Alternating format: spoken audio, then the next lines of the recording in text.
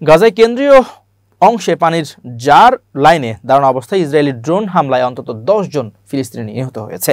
তাদের মধ্যে 6 জন শিশু রয়েছে। আহত হয়েছে আরও 16 জন, যাদের মধ্যে 7 জন শিশু। রবিবার স্থানীয় সময় আল নুসৈরাত শরণার্থী শিবিরে হামলা হয় বলে জানিয়েছে জরুরি সেবাদানকারী সংস্থাগুলো।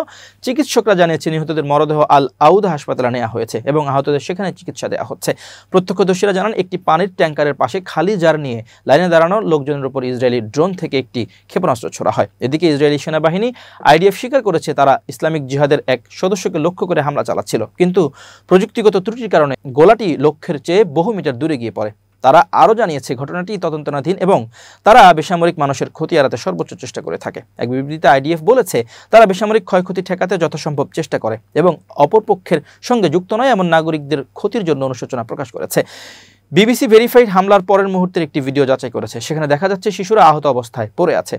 স্থানীয় সময় সকালে আল নুসৈরাত জুনিয়র হাই স্কুল থেকে 80 মিটার দক্ষিণ পশ্চিমে একটি সড়কে এই ঘটনা ঘটেছে বলে জানা গেছে। ঘটনাস্থলের কাছে একটি কিন্ডার গার্ডেন ভবনও রয়েছে।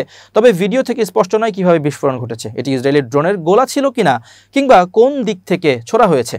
গত রবিবার গাজার কেন্দ্রীয় ও গাজা সিটির আবাসিক ভবনে 3টি আলাদা ইসরায়েলি হামলায় আরও অন্তত 19 ফিলিস্তিনি নিহত হয়েছে বলে জানিয়েছে গাজার সিভিল ডিফেন্স এজেন্সি।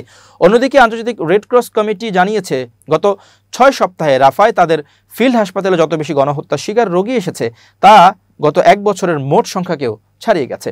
শুধু শনিবারই তারা 132 জন আহত রোগী গ্রহণ করেছে, যাদের মধ্যে 31 জন মারা গেছে।